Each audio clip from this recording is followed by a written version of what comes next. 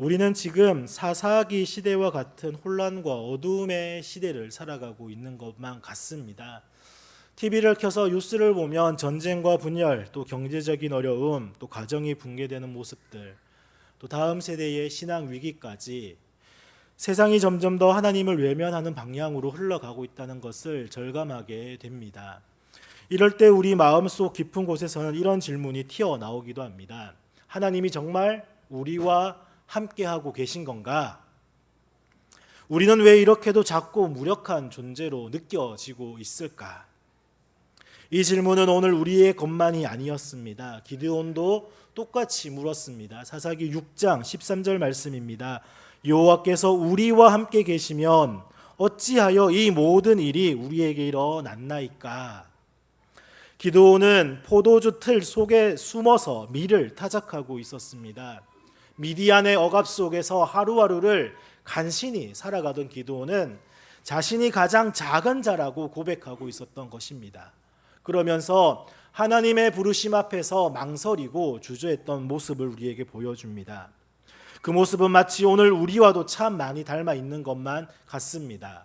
기도는 하지만 확신이 없고 예배는 드리지만 힘이 없고 하나님을 믿는다라고 말은 하지만 여전히 두려운 이 마음으로 세상을 살아가고 있는 우리이지 않습니까? 그러나 사랑하는 동성교회 성도 여러분, 하나님은 그럼에도 불구하고 우리를 찾아오시는 분이십니다. 우리의 두려움을 꿰뚫어 보시고 우리가 생각하는 것 이상으로 우리를 알고 계신 하나님께서 오늘 우리의 이름을 부르시며 이렇게 말씀하십니다. 큰 용사여 내가 너와 함께 하리라.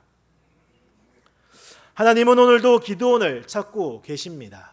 연약하지만 하나님의 말씀에 귀 기울이는 자, 숨어 있지만 여전히 하나님의 구원을 갈망하고 있는 자, 현실에 눌려 있지만 주님의 음성에 응답하려고 하는 자를 하나님은 오늘도 이 시간, 이 예배의 자리에서 다시 부르고 계십니다.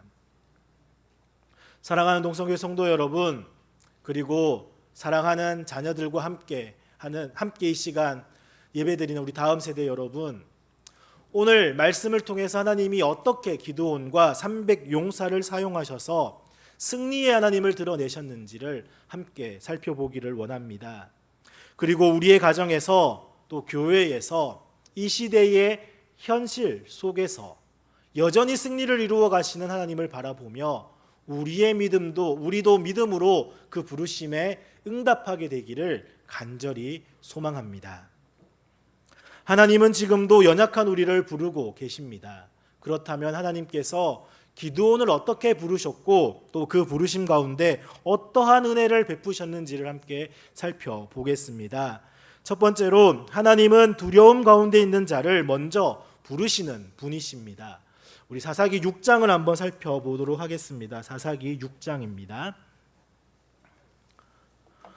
사랑하는 동성교회 성도 여러분, 하나님은 언제나 연약한 자, 두려운 자, 숨은 자를 먼저 찾아오시는 분이십니다.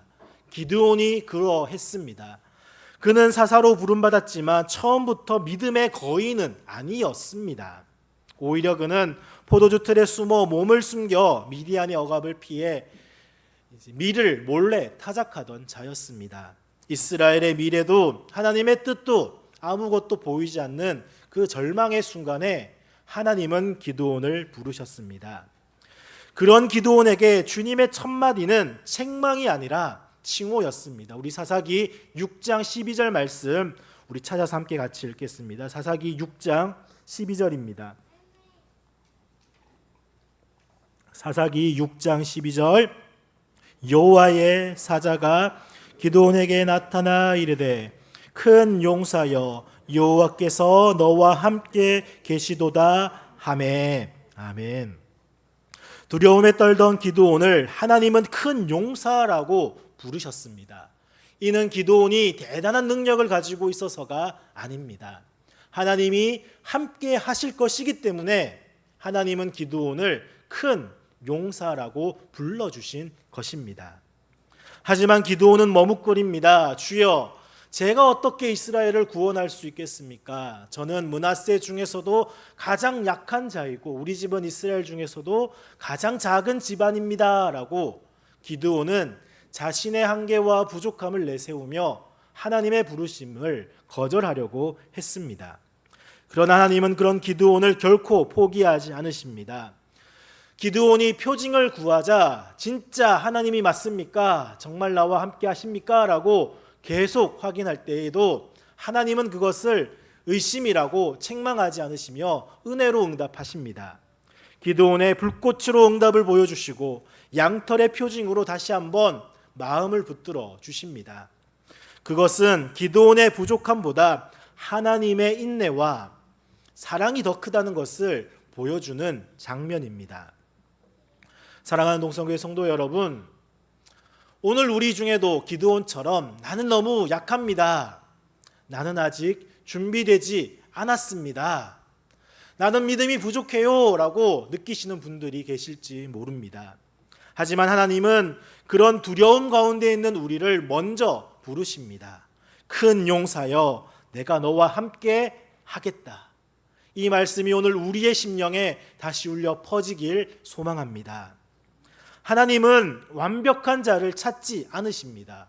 부족해도 말씀 앞에 서려고 하는 자, 두려워도 기도하려고 하는 자, 의심 가운데에서도 하나님께 나아가려고 하는 자를 통해서 하나님은 여전히 구원의 역사를 이루어 가십니다. 그렇다면 기드온처럼 두려움 가운데 있는 우리의 이 자리에서 하나님이 어떻게 우리를 믿음의 여정으로 이끄시는지를 이어지는 말씀을 통해 함께 살펴보겠습니다.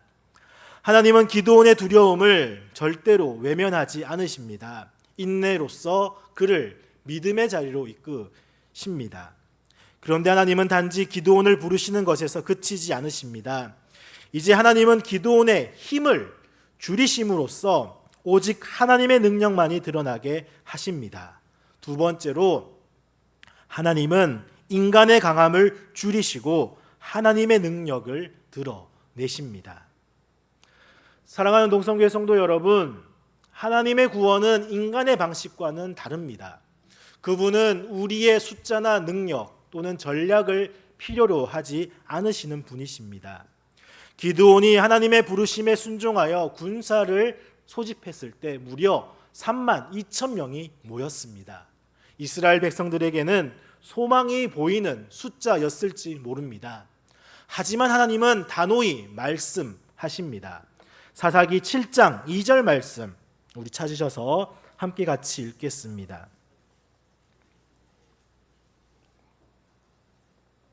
사사기 7장 2절 말씀입니다.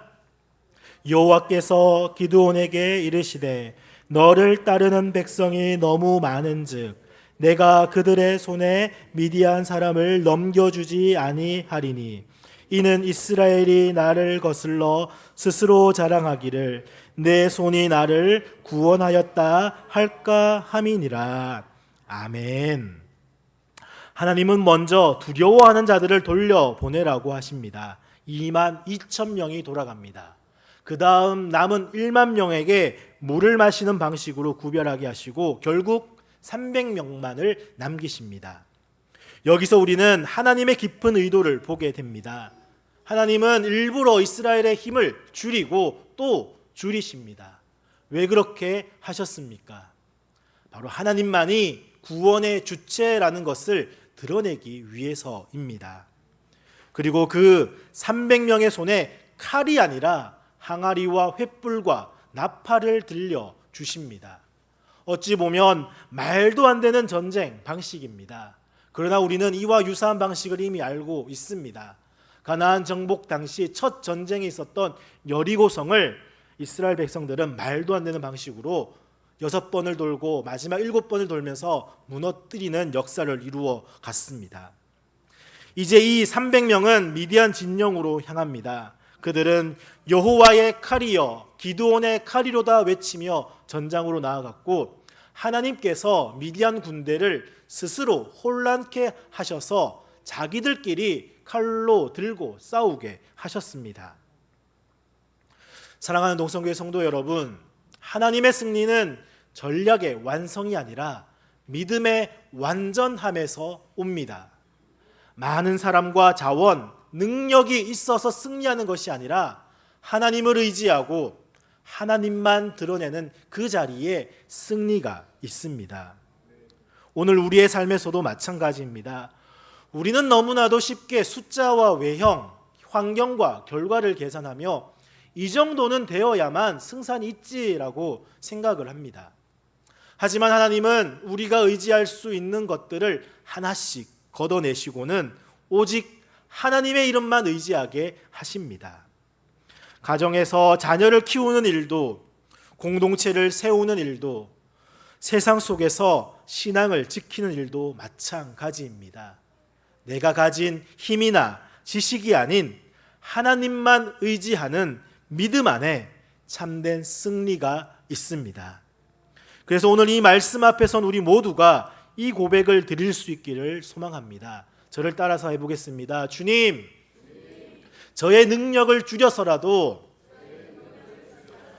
오직 주님의 능력만이 드러나게 하소서.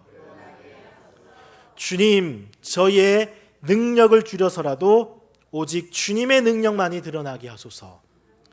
이 고백이 저와 여러분의 고백이기를 소망합니다. 하나님은 인간의 강함이 아니라 믿음의 순종과 겸손하게 하나님만을 의지하는 것을 통해서 하나님의 놀라운 구원의 역사를 이루시는 분이십니다. 이렇게 하나님은 기드온과 300 용사를 통해 말도 안 되는 전쟁을 승리로 이끄셨습니다. 그러나 진짜 중요한 것은 그 다음입니다. 하나님께서 주신 승리 이후에도 하나님을 잊지 않고 끝까지 그분을 따르는 것이 진짜 신앙입니다. 세 번째로 하나님은 승리 후에도 하나님을 기억하라라고 말씀을 하십니다. 사랑하는 동성교회 성도 여러분, 하나님은 승리를 주시는 분이실 뿐만 아니라 그 승리 이후에도 우리의 마음이 하나님께 머물기를 원하십니다. 하나님께서 기드온과 300 용사를 통해 미디안 연합군을 물리치신 승리는 사사기 전체 이야기 속에서도 손꼽히는 기적적인 하나님의 구원 사건입니다. 하지만 사사기 8장에서 우리는 승리 이후에 또 다른 시험을 보게 됩니다. 기드온은 전쟁의 여세를 몰아 미디안의 두 왕인 세바와 살문나를 끝까지 추격하여 처단합니다. 이로써 이스라엘은 미디안의 손에서 완전히 해방됩니다. 백성들은 환호하며 말합니다. 우리 사사기 8장 22절 말씀 우리 찾아서 같이 읽겠습니다. 8장 22절 말씀입니다. 그때에 이스라엘 사람들이 기드온에게 이르되 당신이 우리를 미디안의 손에서 구원하셨으니 당신과 당신의 아들과 당신의 손자가 우리를 다스리소서 하는지라. 아멘. 기드온은 이 말에 놀라운 고백을 그들에게 답합니다. 우리 이어서 23절 말씀입니다. 기드온이 그들에게 이르되 내가 너희를 다스리지 아니하겠고 나의 아들도 너희를 다스리지 아니할 것이요 여호와께서 너희를 다스리시리라 하니라. 아멘. 여기까지는 참으로 아름다운 기드온의 신앙 고백이었습니다. 그러나 그 이후의 행동은 말과는 달랐습니다. 기드온은 전리품으로 금 귀고리를 요구하며 제사장이 입는 옷인 에봇을 만들어 자기 고향 오브라에 두었습니다. 기드온은 자신이 왕이 되지 않겠다라고 말했습니다. 하지만 기드온의 삶은 점점 왕처럼 되어 갔습니다. 그리고 그 중심은 하나님이 아니라 자기 자신을 향하고 있었습니다. 결국 그 에봇은 우상처럼 되어서 이스라엘이 그것을 음란하게 섬기게 되었다라고 기록합니다. 사사기 8장 27절 말씀 함께 같이 읽겠습니다. 기드온이 그 금으로 에봇 하나를 만들어 자기의 성읍 오브라에 두었더니 온 이스라엘이 그것을 음란하게 위함으로 그것이 기드온과 그의 집에 올무가 되니라. 아멘. 그리고 기드온이 죽은 이후 이스라엘 백성은 다시 바알을 섬기고 기드온의 집안까지도 은혜를 잊은 채 대적하게 됩니다. 이 장면은 우리에게 중요한 교훈을 줍니다. 하나님께 영광을 돌리는 삶은 승리의 순간에 끝나는 것이 아니라는 것입니다. 그 이후에 모든 삶에서도 계속되어져야 한다는 것입니다. 사랑하는 동성교회 성도 여러분, 오늘 우리도 삶의 여러 자리에서 크고 작은 승리를 경험하며 살아갑니다.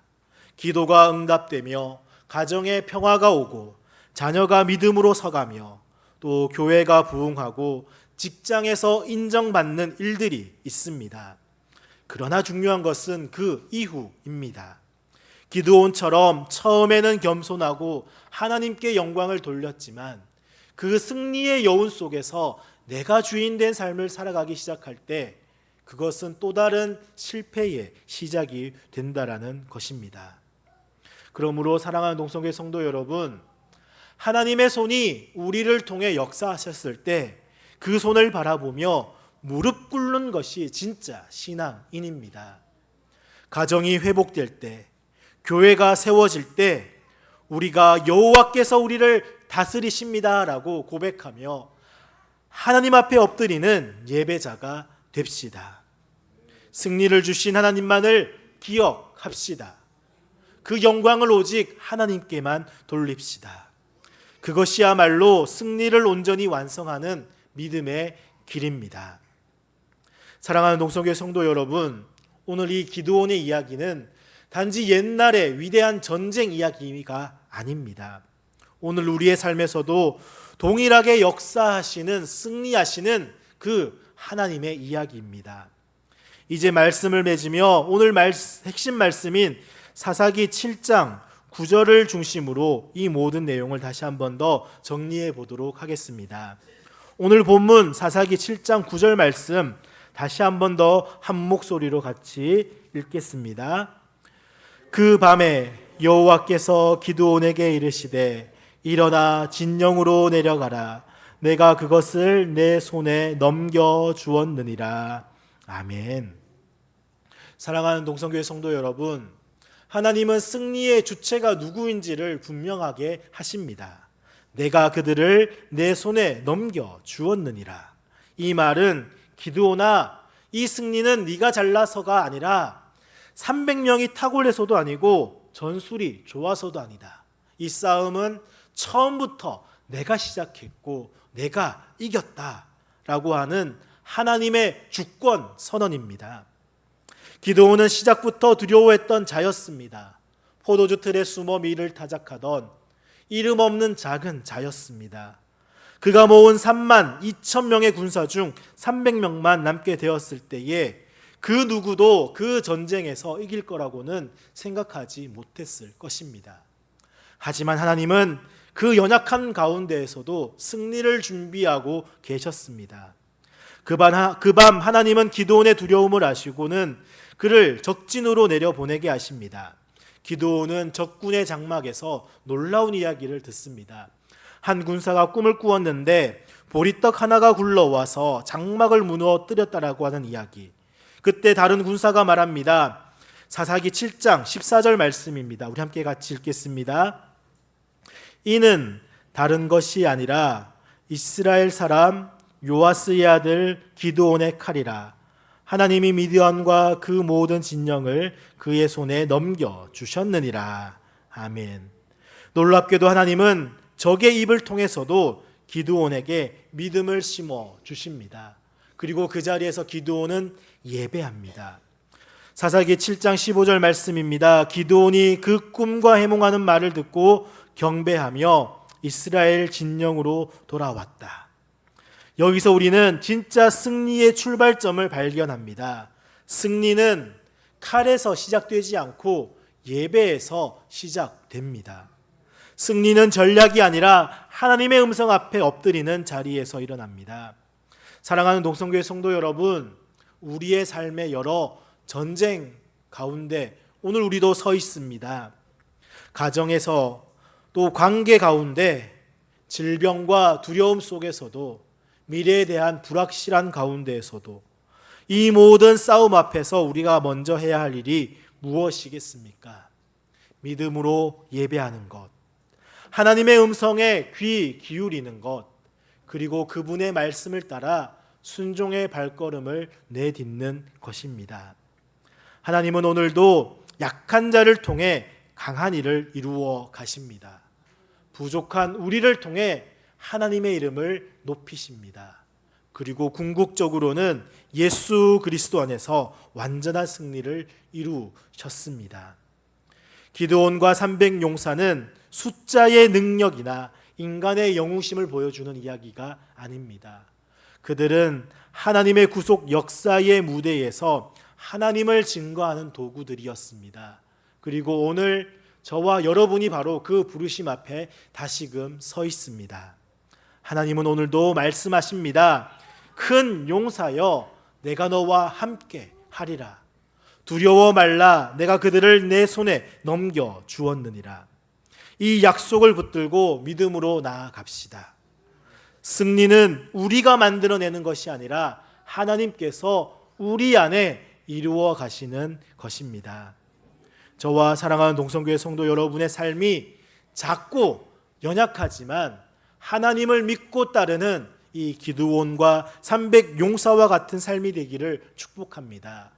그래서 우리의 가정과 교회, 일터와 세상 속에서 이 모든 일은 하나님이 하셨습니다라고 찬송하게 되기를 간절히 기도합니다.